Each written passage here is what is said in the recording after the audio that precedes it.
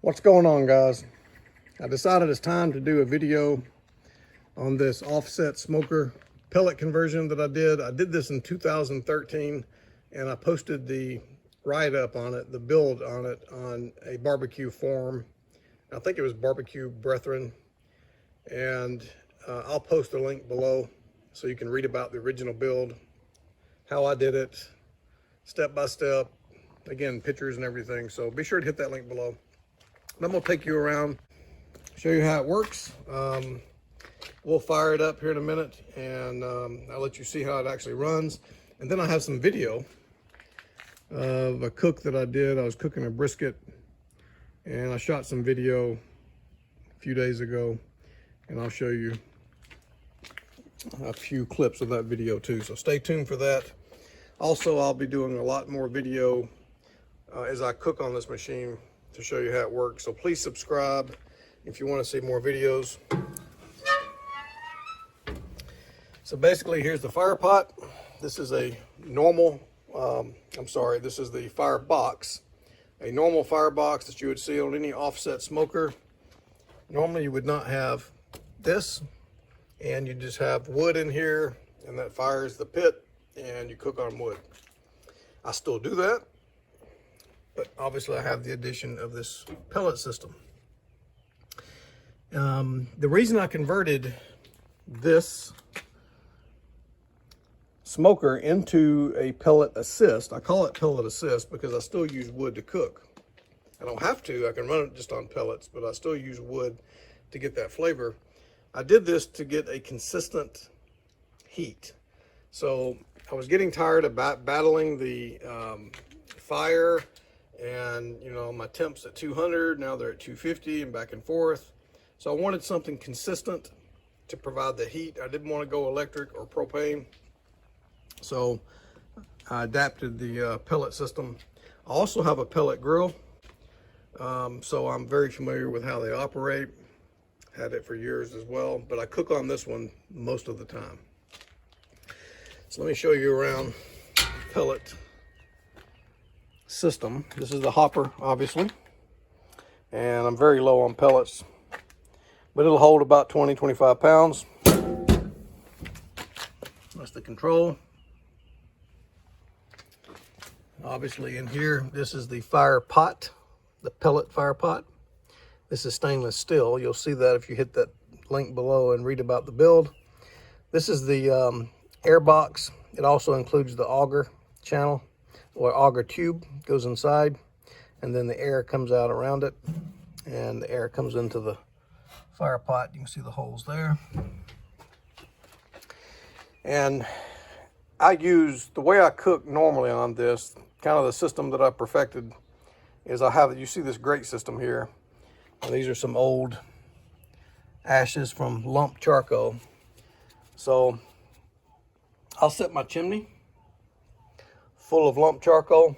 I'll set it on the fire pot, fire it up. I get the lump charcoal hot. I just dump it on these grates, and then I'll throw a few big fat hickory chunks on top of that lump charcoal, and that's how I cook. And then the pellet system continues to run. The reason I run the pellet system, I don't have to. Obviously, I can run the lump charcoal and maintain the heat. But I use the pellet system because of the fan forced air. The air is forced up into the chamber. It goes all the way across my cook zone. And I have tuned that in such a way to accommodate for the pellet system. And I'll show you that in just a minute. Basically, I keep the my air damper closed all the time, because when I'm running the pellet system, I have the air flow, so I don't need any other air. Let me just show you around in here. This is the inside of the electronics and motors and so forth. You can see the auger motor there. You can see the back of the controller. The system may look complicated, but it's actually a very straightforward system. And if you hit that link below, you'll read about the how I acquired these parts. Like I said before, here's the temp probe. This goes to the controller to monitor the temps.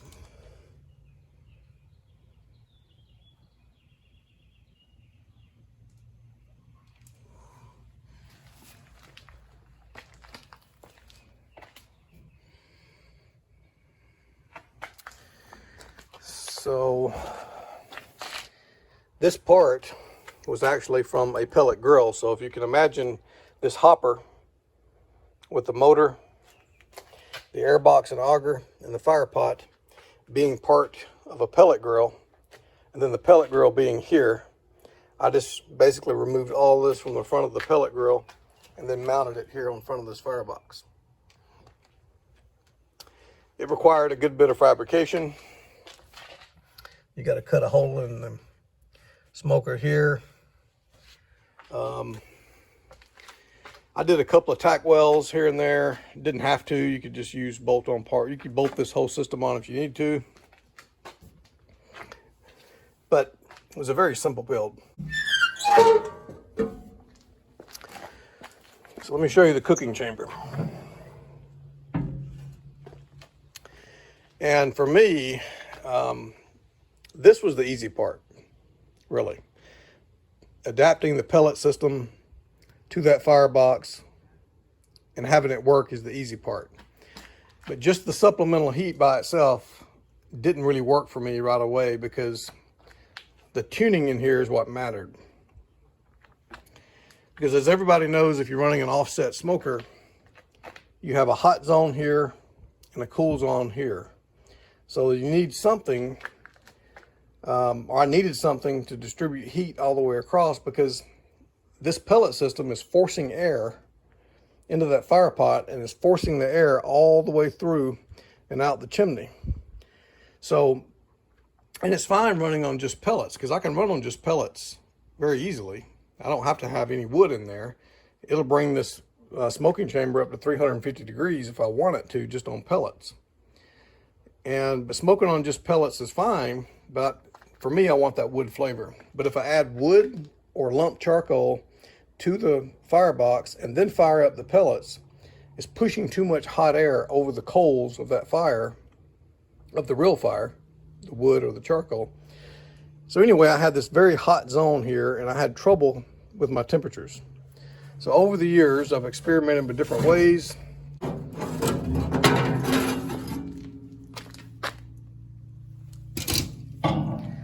I experimented with different ways to actually get a consistent heat flow here, and I finally found it. First, I had a big piece of steel mounted here to deflect the heat, but the problem with this big piece of steel was it would radiate too much heat upwards. Then I'd have a hot spot here. So I put more steel all the way across, but then I had that radiant heat. So finally, and this may work for some of you out there on offset grills or smokers in general, I finally figured out how to use grill mats. Or I'm using grill mats. I'm not sure if anybody else is doing this or not, but it's working very well for me. These mats here are just simply, they're grill grates, and I put them here just to keep the grill mats in place. If you'll see the 1-inch gap that I have all the way up the side, on this side, a 1-inch gap. So then I have the grill mat that starts here, and it goes all the way across to the other side. And so the beauty about the grill mats is they don't hold heat. They can withstand heat up to 650 degrees, but they don't hold heat. So you don't get that radiant effect, but it lets a good amount of heat and smoke up through this 1-inch sides that I've created here. And I kind of get a spiral or tunnel effect. When this thing is cooking, you can open the top and it's just, the smoke is just rolling. So it works very well for me. Nothing burns. This on the very end is a Lodge, come from a Lodge grill. It's heavy cast iron. And the reason I have this on this end is to act as a heat sink to kind of keep this side of the grill a little bit warmer and to help even out the temperatures. So the air comes up, and this is where the air will come out and go up the chimney. So this heat sink here kind of holds some heat here and keeps this side of the cube consistent.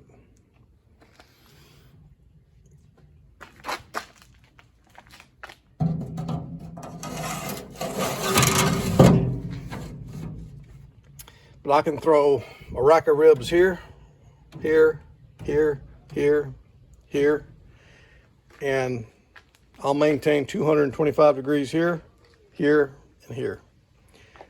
Even temperatures all the way through. And again, that smoke and air and hot air is forced under and then comes up the sides and just has that swirling effect. So I don't get any more radiant heat here than I do here, or here than I do here, like you'd normally have on this side.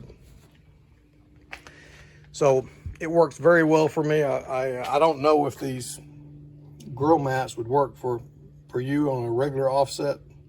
I would try it. I acquired these grates, and they work very well to hold the grilling mats.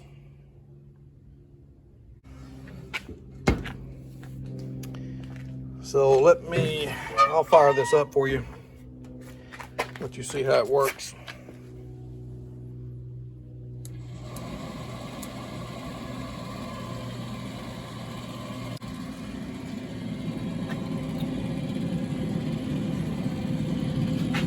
Clean out some of this.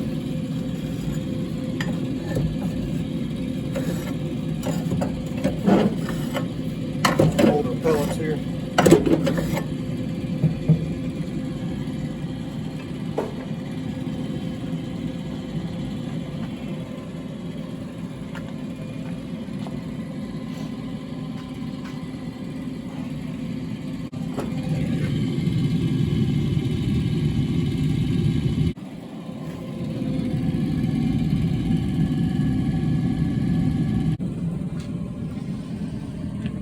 All right, got her fired up now.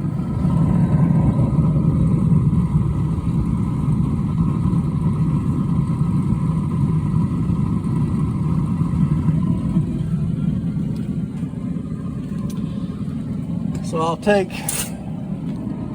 this chimney, then I'll fill it up with lump charcoal if I'm starting a cook, and then I'll set this chimney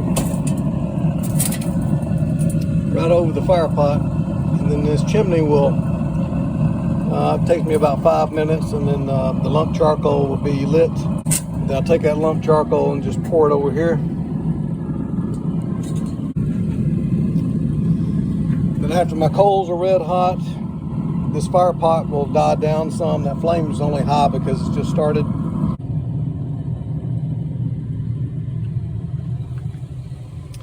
Usually takes about 30-45 minutes to get the whole pit hot and up to temp.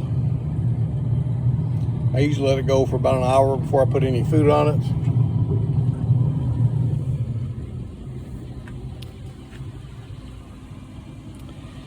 But again, if I wanted to cook strictly on pellets, I could do it. You see the temperature's already starting to come up. You also see how consistent it is. Both sides will come up together, because remember that this fan is pushing that air and smoke all the way across under those grill grates or grill mats. It's also circulating inside. Once it's cooking, you'll see a steady stream of nice light blue smoke just billowing out. Because as I said before, you have that lump charcoal here, and I'll have a video on it, and that just pushes that hot air and smoke right into the chamber.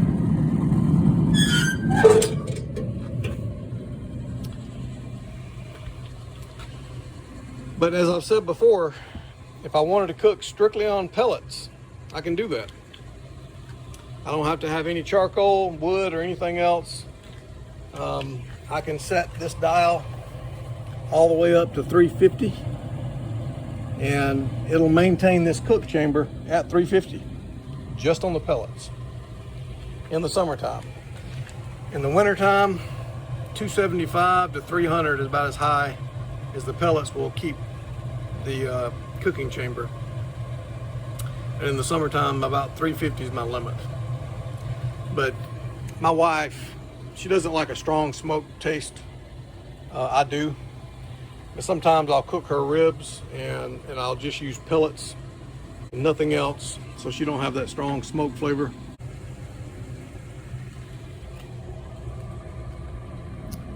So we got temps coming up to 100 now in the cooking chamber. Same temp over here. Same temp here.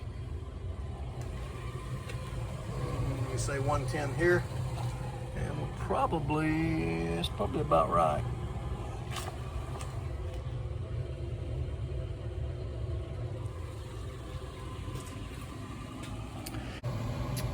So we're at 130 now.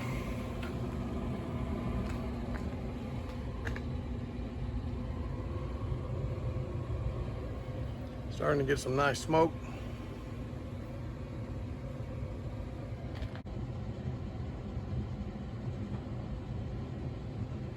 You see how that fan just forces the smoke through? And we are just on pellets.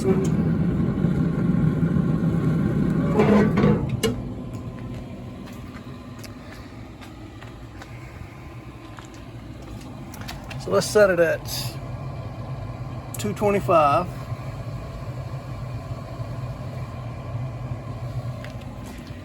And then I'm gonna let it come up to temp, and then I'll check back with you when it reaches 225. All right, so I'm mostly up to temp, and give it another 15-20 minutes. Everything, all dials will be dialed in at about 225.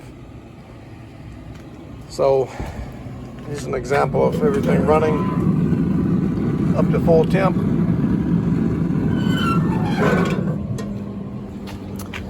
Cooking chamber is ready to cook. You can see the smoke kind of swirling around in there. Alrighty folks, that is the pellet assist to an offset smoker. I was shooting some video on the brisket cook yesterday, and for another video that I'd like to make on this, and I'll include some of that footage here on this video. My chimney.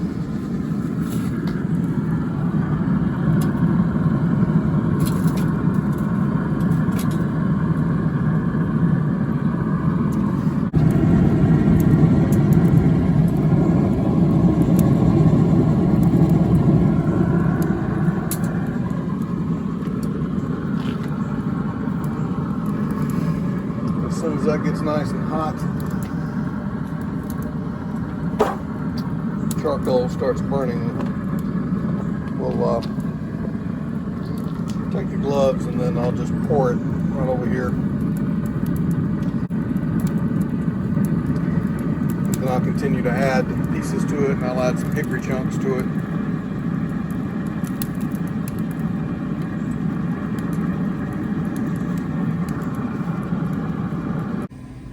Somehow I managed to get a little charcoal in my coffee.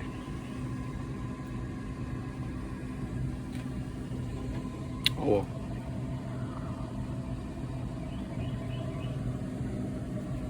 It tastes fine.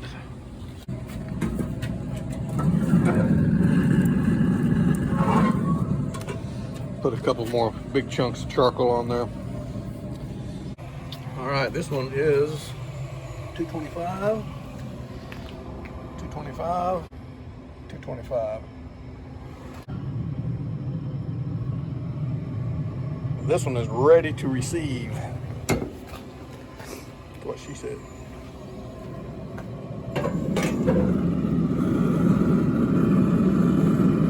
Nice.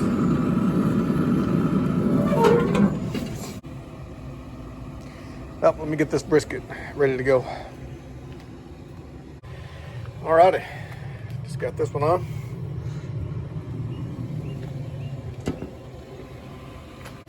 All right, after a couple of hours,